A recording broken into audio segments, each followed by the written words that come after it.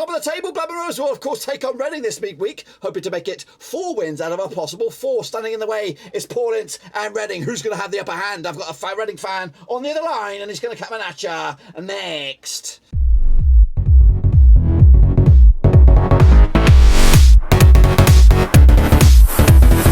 That's right, folks. Back once again with another Rovers Rivals video. Today, we are joined by a Reading supporter, and we'll get to him in just one sec. If you knew where you've been, smash your subscribe button, bang up to date. All things Reading related, Blackburn Rovers related, world football related. We got it all here, boys, under one roof. Of course, Paul Ince, ex-Rovers gaffer, takes on his old boys. That's right, Blackburn Rovers at the Majeski this coming midweek. Can Reading get their season up and running, or can Rovers make it a 4th win from 4? We'll take a look at it, all of it in a minute. Of course, big shout out to the VIPs. They are the patrons, guys. You know who you are. But anyway, let's get into the chat. I'm joined by me old mucker, that's right, Eddie. Eddie, of course, me and Eddie were back in the RAF buddies. He's still in there, knocking on 20 odd years, and he's joining me from the Lake District. Usually is found at the Majeski. But Eddie, for those watching here at home, let them know a little bit about yourself and why on earth you support Reading. Well, I grew up in Germany for like most of my childhood, and my dad was in the RAF as well. He was an armourer. So based out in Germany, you could either support Liverpool or Man United. But that wasn't for me. I heard the mighty roar from the Majeski Stadium all the way over the channel, and I was hooked. A Reading fan. I don't come from the area, but I have lived there for 6 years, just about 12 miles north of it, though. And that's why I support them. The season with Paul Ince in charge, what are your thoughts on the end of last season and, of course, the start of the new campaign with Ince at the helm? Well, to be honest, it's a bit unfair to judge him for last season. We had loads of problems. We had injury crisis. I don't think any team I know of has had. Predominantly, literally 70% of our starting line-out were out for like 70% of the whole season. So it's unfair to judge him for the 14 games that he was in charge. Statistically, Pavlo, the manager to replace, was better. He got 1.23 points per game. As Ince only got 1.07. And I'd say Pavlo was a lot more entertaining and better to watch, especially towards the end of his tenure. He was playing more exciting games and was so unlucky. But on the flip side for Ince, we were dire and woeful. 2 games we played well. The rest we were so lucky. We just got over the line. But I don't think it was to do with him. And we have some really good players like Lucas João, which I'll say later on, is a really good striker. I think if we didn't have him, we were gone, even though he only played 20 games last season. Appreciate that, Eddie. What about your hopes and dreams for this season, of course, for Reading? Do you anticipate that you will struggle like a lot of people are expecting, or maybe a conservative push further up the table later on in the season? Well, a couple of weeks ago, I thought mid-table may be possible because we've made some shrewd signings. But again, second season going, we're getting injury crisis again. 7 players or 6 players of our starting line 11 are all injured again before we kick the ball. Lucas João, our best player. Ajari has only just gone out last game, who helped us win a game.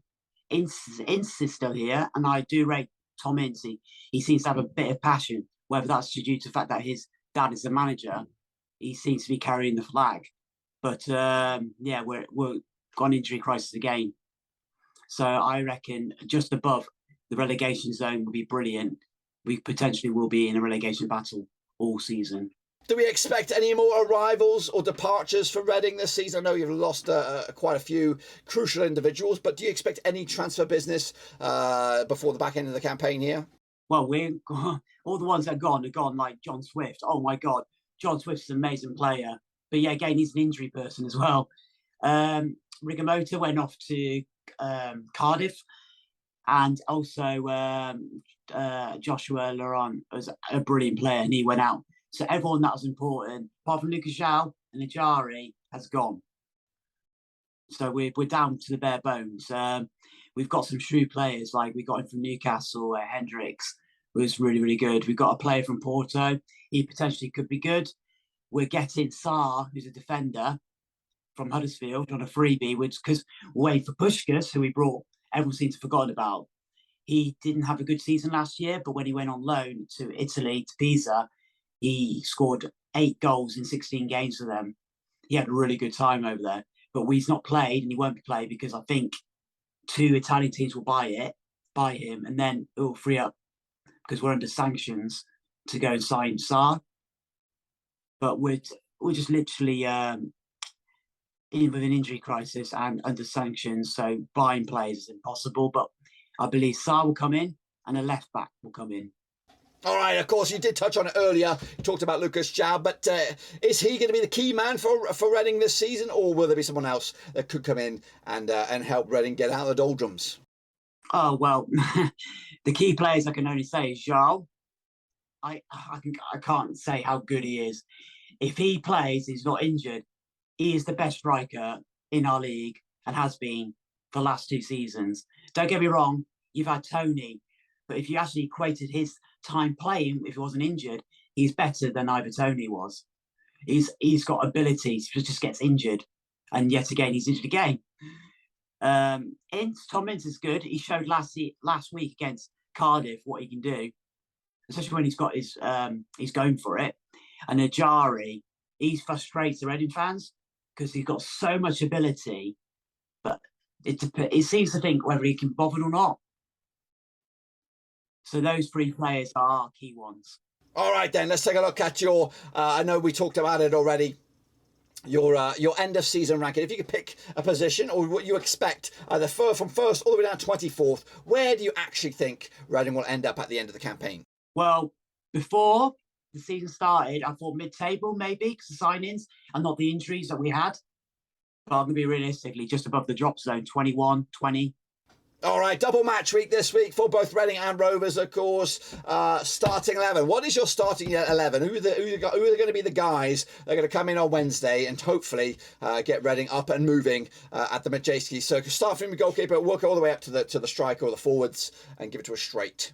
Right, this is weird because obviously after the weekend we got a hunt 4-0 and I wasn't at the game. I had to go and speak to my mate because I've been on holiday with my family in the Lake District. Whether they're going to drop the goalkeeper now because he had a howler for 2 of the goals, apparently. Lumley, I like to think that Paul Ince, because before that game, he looked to stand out really good. So he should stand behind him and give him again. You make mistakes. Guinness Walker, we have no other left back. He's given.